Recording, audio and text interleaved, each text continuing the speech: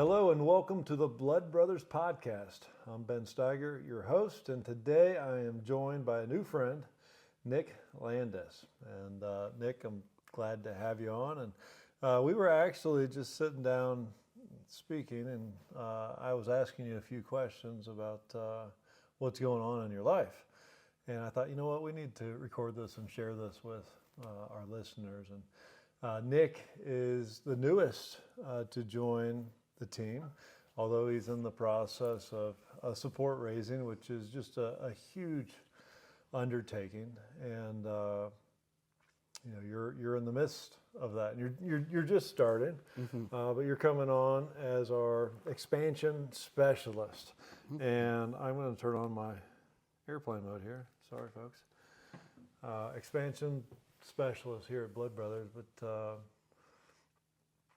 why don't you explain to our listeners what that role kind of looks like? And you're still filling it out, or still figuring it out. We are. But you know what?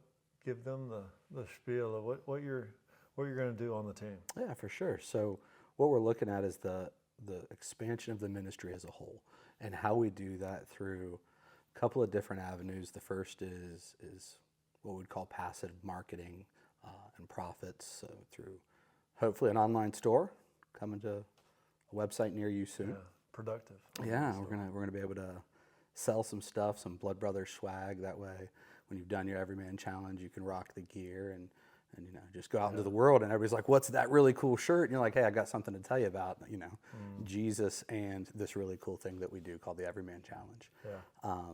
And the second is looking at expansion through functional operations and how we work as a ministry. So that's bringing some of that corporate America stuff to the ministry and policy creation, those kind of things, the boring behind the scenes stuff. Yeah. But then the final is how we partner with other global ministries to get the Everyman Challenge to around the world, and how we can partner with them and help their ministries, but then how they can help our ministry to expand at the same time. That's good. Exciting stuff, I think. It's good. That was like a test that I didn't even plan. Like you said it well. I memorized it. That's. You know, it is just, you know, I told you a few weeks ago that it's a really awkward time to be onboarding a new staff member, just because of it's our what we call our ministry season. You know, traveling here and there, in the country, out of the country. And I haven't got to spend a whole lot of time with you, enough that, man, I know that God has placed you here, and that you deserve a spot at the table. But Chris and Hawken and Suzanne and Caleb have spent more time with you. So I look forward to just getting to know you more and whatnot. But you were talking about creating processes and systems. What do you know about processes and systems? Yeah, so the background is 21 years in the Army, where I retired as a division operations sergeant, overseeing operations and training for 15,000 soldiers and airmen. So there's a lot of processes involved there to make sure those things run as smoothly as the government can run. And then after that, I went to a Fortune 500 company worth about $20 billion, where I helped create some processes from scratch for the entire network. And so I was able to build those things, and so I'm hoping to bring some of that knowledge on how we look at policies, and even things from just onboarding a new intern to how we travel internationally. So that way, you know, as a ministry, we can do the same thing every single time, and hopefully reach more people that way. That's great. I like that. Excited to see, you know, that develop. And you know, one of the things inside of all that expansion aspect is developing a mission ministry ready team, you know, being able to equip different organizations nationally or internationally with teams of men that can, and maybe women too, but who can come alongside and meet needs, whether that's construction or medical or teaching, education, you know, whatever that is. And super excited about you hoping to develop that. And there's a lot of things that we would love, you know, to be real and a reality here at Blood Brothers, but we can only do so much. And so when God adds to our team, certainly there's gaps that need to be filled, which you are, will be filling some gaps. But then it also allows us to look at an individual strength and say, all right, what are some of the aspects of this increased vision where this individual can help? And international expansion is a huge one, and I'm excited to see where God takes that. So, Absolutely. Nick, why don't you just share, it doesn't have to be your whole testimony, but just pieces of your relationship with Jesus and where you're at now. And would love to hear some about that time in the military and just kind of through that. For sure. Born and raised in the church, as I think a lot of people are, and when that happens, I think there's opportunity to walk away from it. And so I was 20 years old. 2 days after my 20th birthday, I deployed to Iraq to be part of the invasion in 2003. Fought there in the Western Desert for about a year. And it was really easy to find God in those moments. That's when we didn't get blown up, or when we did get blown up and survived, and it was just like, hey, there's no reason you should be alive.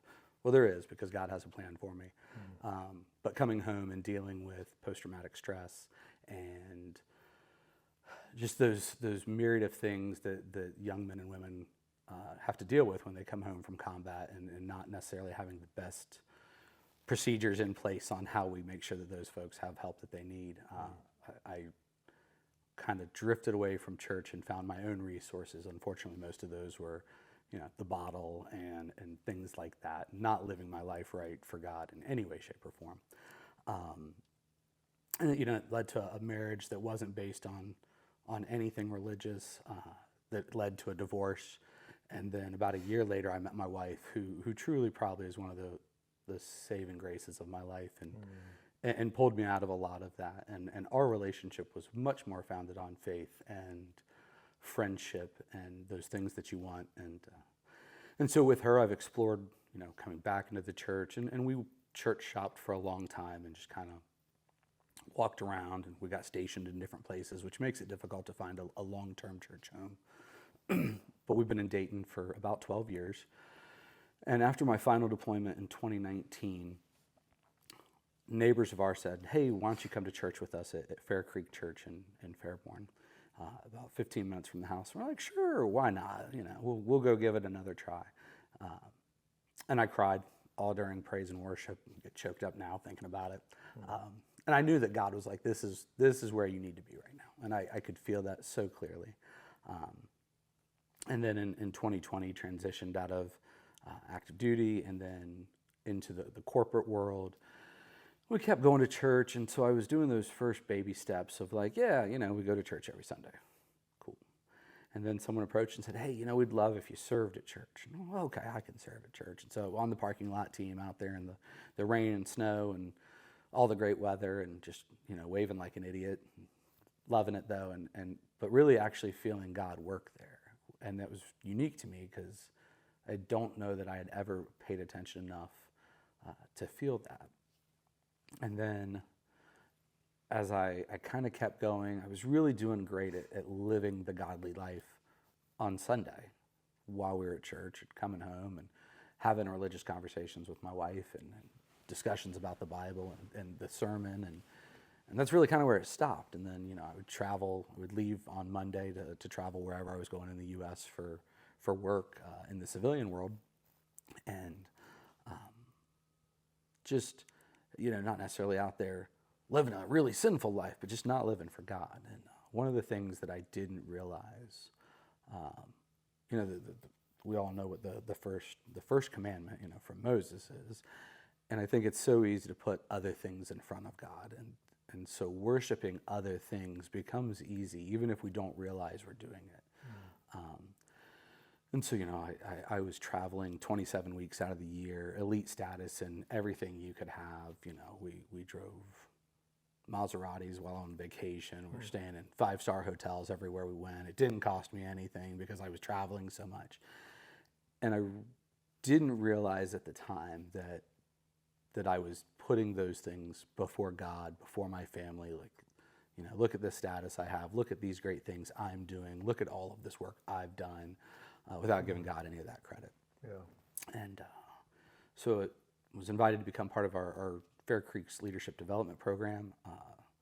So it's a group of men that they're teaching and leading to be the next elder board, to be the next lay staff, all of that. And so part of that was reading a book called Dangerous Prayers by Craig Groeschel. And the 3 prayers are very easy prayers. It's search me, break me, send me. Search my heart so that, I can, and it's not a practice. That part's not necessarily a practice for God. He knows our heart. He knows where it's at. It's a practice for us so that we can look at where our heart is. Break me is a tough one. It's break me so that I am living a life fully reliant on you.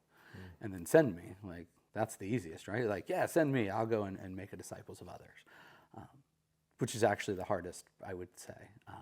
And so I prayed those prayers, and I was kind of struggling at work, and I was disconnected, and all I wanted to do was travel and try and do these things, and it just didn't feel right. And ultimately in January, I lost my job. And suddenly I panicked because I knew we had limited savings. We had a whole lot of bills, and it was just like, all right, what are we gonna do? We can go down to a car, we can sell all the toys, we can sell everything. And my wife said, listen, we have 6 months with unemployment and what we get, what we have 6 months. I said, okay. And I remember walking downstairs into the garage, and I just said, I can't do this. I can't. And I surrendered.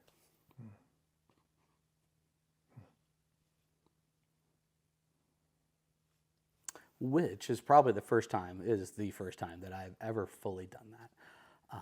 And I have not had a worry about money or employment or anything since that moment. And I fully put that on God, and that He has removed all of that. And so that was a Monday at about 11:30 in the morning. And that Thursday, I met Chris Downing in a 30-second conversation in the auditorium at Fair Creek. He was standing there talking to 2 of our pastors, and I was walking in to go do something. We were invited, around that same time, my wife and I were invited to take on more of a leadership role in our guest services space. And then 2 weeks later would actually be asked to lead guest services and guest experience at Fair Creek, as one of those pastors left and went to a new church. And so I met Chris, I got his phone number, and I kind of, all right, cool. He's with Blood Brothers. That's great. What's Blood Brothers? I got to go do this stuff.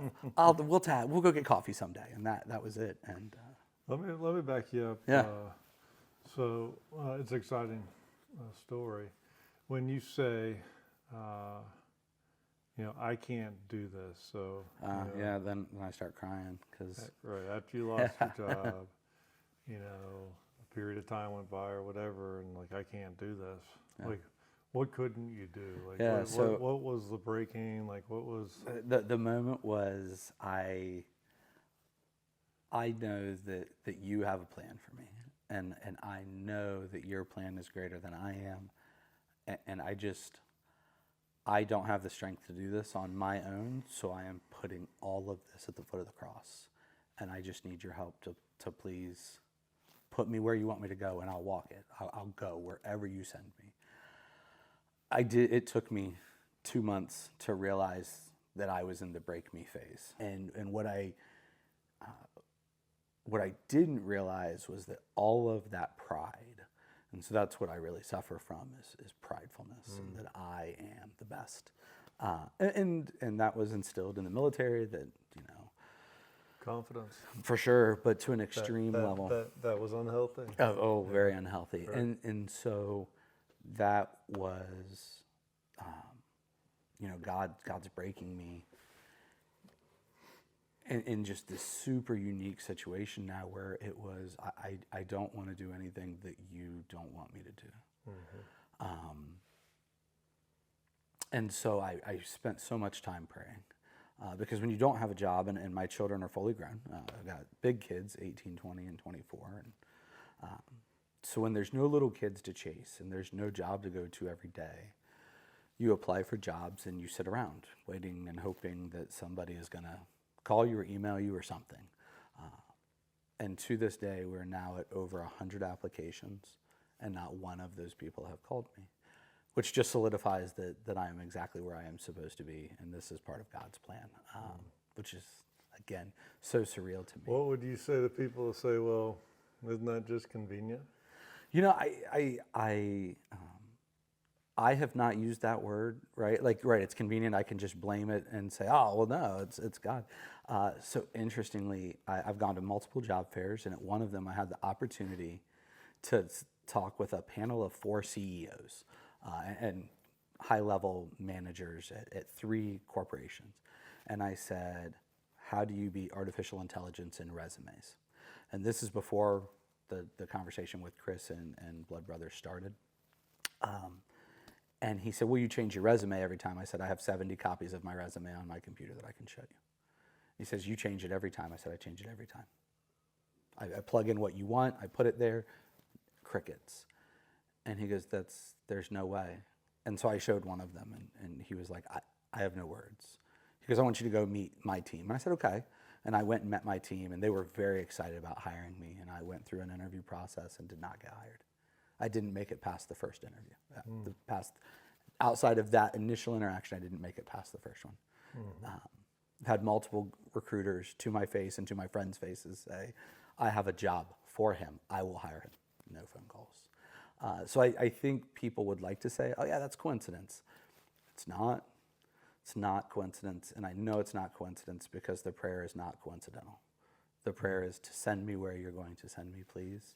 Slam closed every door that you don't want me to walk through, and just throw open the door that you want me to, and throw me through it, and I'll go through it, please. And I feel like that is, as the information has come, and after the initial talk with Chris, and then other decisions that have been made about schooling and education, and telling people that these were the things that I felt God had put on my heart, they're like, well, we've been praying about that.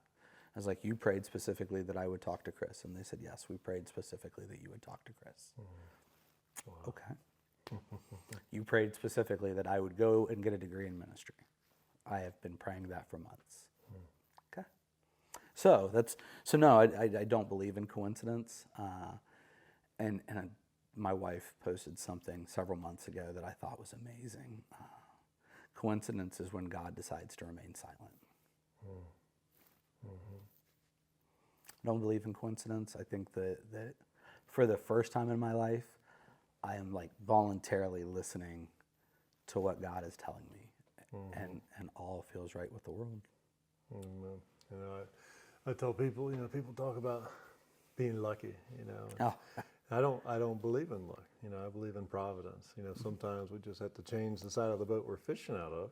Right. But it needs to be the side Jesus is on. And well, what about the people that say, well, Blood Brothers, isn't that just a bunch of men doing men stuff? Like, that sounds pretty awesome. And you're going to get paid for it, like go on adventures and shoot stuff and play stuff. And like, you're going to, that's really a job? Yeah, that has you been a get question. Paid? Yeah, so the pay's out of this world. That is. Where'd you hear that one? From multiple people. Chris said it in our very first meeting when we had coffee, and then you followed it up the very next day during our first meeting that the pay is out of this world, and it is. Why don't you define that for our listeners? If I say, yeah, the pay's, somebody says, well, what's the pay? It's out of this world. It's out of this world. What's that mean? Helping lead others to Christ and to have a better relationship with Christ is what we're called to do. But we already talked in here about service and serving others, or maybe we talked as we led up to this, like serving others is one of the most important things you can do, and washing feet and leading people and helping people find a meaningful walk with Jesus Christ. And all of them are meaningful for him. But you as the individual have to understand how meaningful it is for you. So what an amazing opportunity to be part of that and sharing the gospel with men, very specifically. The number one prayer in women's prayer groups and women's small groups is that husbands would find Jesus. And we get to be part of that. All while shooting things and rafting and hiking and camping. Yeah, no, sign me up, bro. I wish I'd known about this 4 years ago. Might have saved myself some heartache. Yeah, well, and so the pay out of this world, just that eternal return. Like, what is our life really about? Where are we investing? And when you're working for Jesus, whether that's in the marketplace or in full-time ministry, and when we are doing what God has called us to do, the pay is out of this world, because He supernaturally provides and ministers to our soul, our body, our being, in ways that we just cannot facilitate on our own. Absolutely.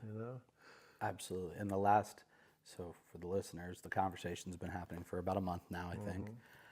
And the way God has moved in that month is amazing.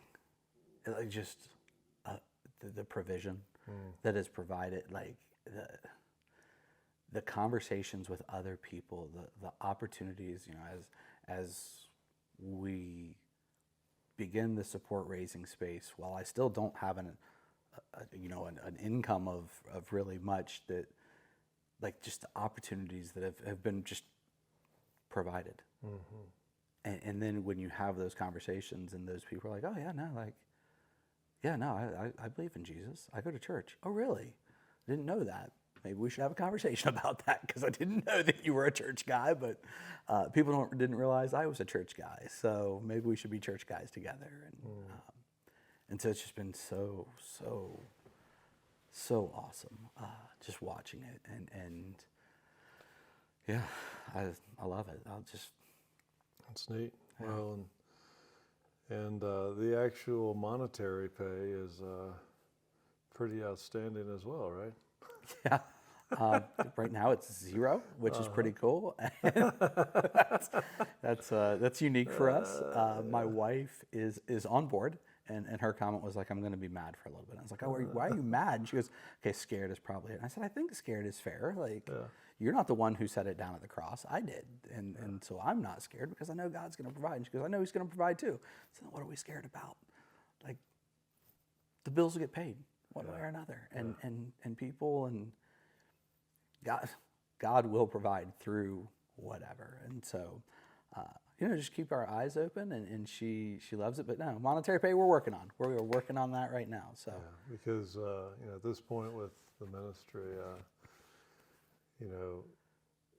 now this year there is a stipend, for our directors. That's not much. It's a small percentage of their salary, but you have to raise 100%, of your support. Correct. And it's not like I said, hey, here's this job, I'd like to offer you the position, and here's a salary and a benefit package and this, that, and the other. It was, hey, here's the job. After multiple conversations, so I'd like to offer you this position. And you had already understood that you had to raise your support. But, I did. Not looking for hearts of volunteers, because volunteers can come and go as they want, just like a grandparent. They can say, okay, I'm done. Yep, Have it that's back. right. We need employees, we need partners, we need people that are fully invested. Sure. But yet, you got to raise your salary. And so for any skeptics out there that would say, how convenient, raising support is one of the most humbling things that I've done in my life, and that I continue to do. And as I've experienced the Father work through support raising and draw me to a place that I don't believe I could have been otherwise, a dependency on Him that most people on planet Earth don't experience, especially in the States in today's world. For sure. It is this beautiful process, but you're just at the beginning of it, and I hope that you get some of the people that you're wanting to come alongside you to listen to this podcast, and that they get to hear, parts of the story. And I'll share a little more about, some vision that God has given me recently about where I believe this ministry is going to go. I mean, you need a lot of people to come alongside you, because do. when we put ourselves in this position, we're actually opening the door for many other people to take part in what God is doing. Absolutely. So- Absolutely. The partnership through support is, I mean, not only is it imperative for us, I mean, that's, to be clear, if you're just new to this, that partnership is support raising, means that I come and I ask you to support me financially after I've asked you to support me in prayer, because I would definitely, if I have to pick one of the two, I would much rather you support me in prayer than money. The money will come one way or another. But it's important because we're missionaries, and so if you don't know this, that's how we raise our money. That's how I pay my mortgage and my car payments. That's how you hope to pay your That's how we mortgage. hope to, correct, that's it, right? Your car payment. That's where we hope for is that we have enough support to be able to do that. And so it takes several months to get fully funded to be able to do that. But yeah, no, I in the very short time that I've been doing this, I have had multiple people support me. I've had somebody tell me that I was an idiot. And then she actually silently went in and was my very first supporter, which Nick, is great. You're an idiot. And that was it. And then she went in and it was my first recurring supporter. Some So, of that fear speaking. for You sure. know, people that care about you, care about your family. And, you know, when we follow Jesus, there's a lot of things that just don't make sense. You know, he turned the world upside down. And so a lot of things go against logic, common logic, right? Oh, yeah. And so when people hear, you know, that you're leaving the corporate world and you're becoming a missionary and you're going to raise support, people are like, what? Are you an idiot? Some people call you an idiot. Absolutely. You know? But why? Why Blood Brothers? Why is it worth you doing that? Being called an idiot, or raising support, humbling yourself, and asking people for help. And Yeah. why is that worth it, and why here? Why is it worth it and why here? I think some of that I'm still trying to decipher, right, from God. But I think that God plants seeds before we know that a garden is going to grow somewhere. And so through progressive leadership and specialized training through the military, and through understanding and learning corporate America and how it operates, I think God has put me here with Blood Brothers to help Blood Brothers truly expand their ministry in ways that those experiences will help me to do, that others, just we all have our own experiences from where we've come from and how we do things. And so I truly think God gave me those experiences and allowed me to learn the things that I've learned so that I can come here and help just grow this ministry as much as possible. When I prayed about it, and so that, prayer became a daily thing over the first 40 days, and that was something that was not a thing. And it's something that has continued and is so amazing, and dedicated time in the Word. And when I prayed to God to just, where am I supposed to be? Went to a church leadership conference. And before the 2 weeks leading up to that, I felt God move me to text Chris, and I didn't. I said, I'm not texting Chris. I don't have anything to talk to Chris about. Like, what am I going to talk to Chris about? And felt that calling again. I just ignored it. And then went to the conference, and my cup ran over, and I knew exactly what I was supposed to do. So I texted Chris. And with no understanding of what Blood Brothers was, with no understanding of what the Everyman Challenge was. And I think God put it on Chris's heart that he needed to talk to you. And so then I came and talked to you and the rest of the team, and very quickly was integrated and went through the guide training. So I am leading a braid that we're getting put together right now at our church. And not just at our church. I have some guys that we've been investing in that are unchurched right now. And I just think that this experience is going to be that thing that pushes them to where they need to be, and so there's a lot of excitement about that. So as I went through the guide training and I've watched the videos and just done the prayer and researched and thought and read, like I know that I don't think there's any other ministry I'd rather be part of.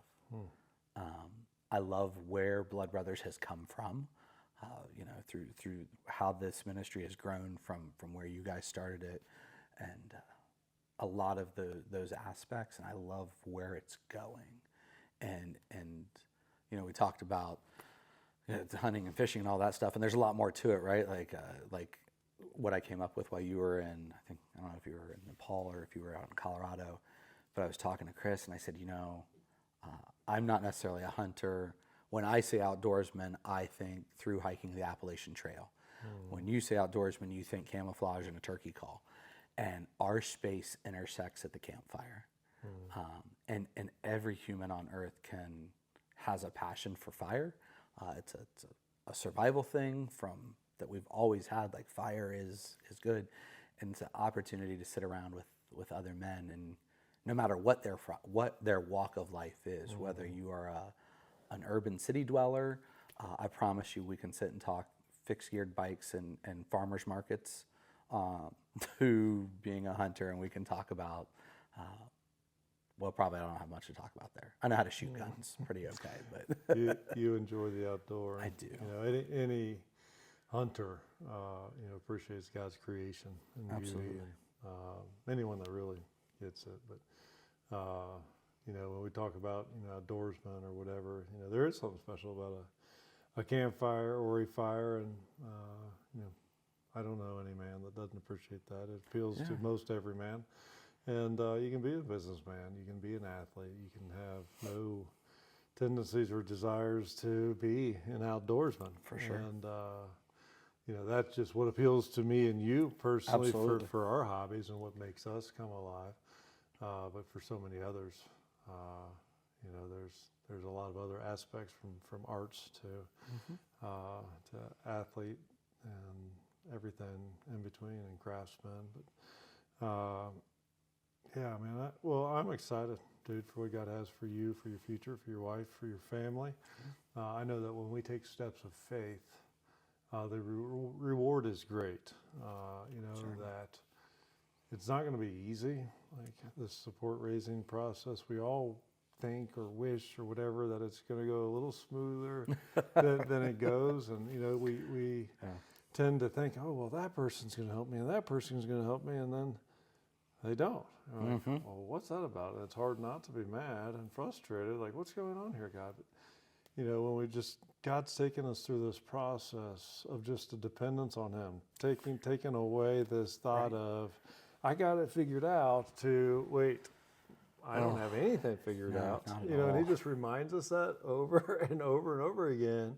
And that's just to get us to a place of deeper surrender, deeper trust. And as He does that, and as you honor Him through that process, He expands your ability, and He has expanded our vision here at Blood Brothers. Just in the last couple of weeks, He's significantly expanded my vision, and He's significantly expanded my what do I want to say? Just my ability to handle new vision. Like, how are we going to do this? How are we going to do that? How are we going to grow internationally? How are we going to start this program? How are we going to do this, that, and the other? And from financial to manpower, and God's going to not only increase somebody's vision, but He's going to increase their ability to manage that vision, and He's going to increase that ability, or His provision, to see all of that come to fruition. And oftentimes it doesn't look like what we think it does at the start, but man, we just live with open hands, and we hold on to things, with open hands, and we say, it is my job to do the best with what He's given me today. For sure. And then wake up tomorrow and say today again, and then wake up the next day and stay today again. And we just keep our hands open, and we allow Him to form it Him to shape it, Him to put the time around it. And when we do that, you're talking about surrender, you talk about, that moment when you said you can't do it, where you just let go, and there is just this freedom that comes that's overwhelming. Absolutely. It brought you to a place that, you almost cried, and that's 5 months later, I almost cried. Yeah. I can sit here and probably actually let go and cry. Yeah. It's amazing. Well, and it's a lifetime, because what Jesus does is so powerful. Oh, yeah. That it influences our entire life. Mm-hmm. And it has done so in our life that we want to share that with everybody. Absolutely. We want everybody to experience just that deep-seated freedom that comes through surrender. And so, there's a lot of people that are saved. For sure. That are not free.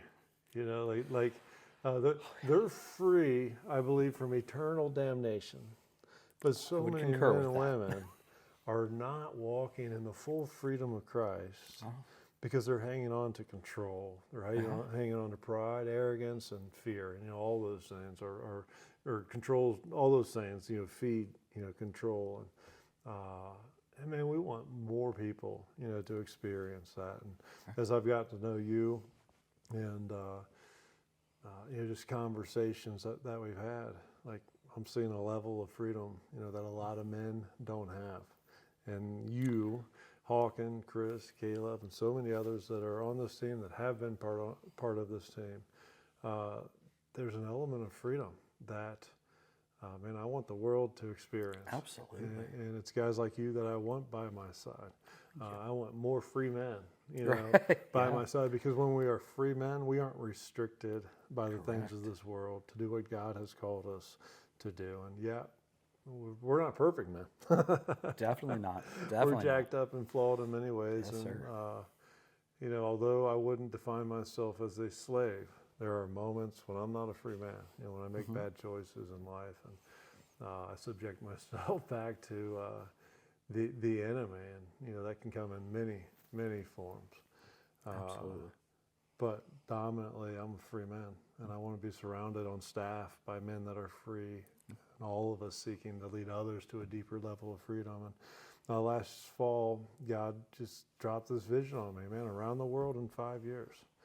And because at the time I was thinking, well, God, how can we grow from here? How can we reach more people in the state and the nation? And He'd already given me vision for that. And here I am questioning how we're going to do that. And He's like, all right, no, you're already setting the stage for that. Now I want you to think further. I want you to consider around the world in 5 years. And I'm like, well, what in the world does that mean? He's like, it means around the world in 5 years. And I just gave it to him. And dude, I just recently returned from Nepal. I just had a meeting this morning with a Lord willing, strong blood brother leader in Nepal. And that'll be the first international step for blood brothers. But anyways, when we talk about expansion specialist, and it's just your skills and abilities are timely, and I look forward to what God has for you. It's exciting. Yeah. So, Nick, I love you, man. Look forward to what God has for you. If there's any of our listeners that are listening, man, maybe you already support the ministry. Maybe you already support me or one of the other staff members, or maybe you don't support anybody. Nick Landis, if you go to bloodbrothers.org and click on that button in the top right corner that says partner or support or give or something like that. You can go down and there will be a scroll where you can find Nick's name, and you can partner with him monthly. Maybe it's $10, maybe it's 15, 20, 50, 100, 500, or 1,000. You know what? We have some people that are able to do some neat things, but man, it would just be such a blessing if you guys would come alongside Nick and help us get this ball rolling even faster. So anyways, thank you for joining us on the Blood Brothers podcast, and I look forward to the next time. They have been few and far between here lately, but things have been crazy. We've been doing a lot of stuff, engaging a lot of men around the country and the world, and we will continue to bring you content as we can. Love y'all. See you.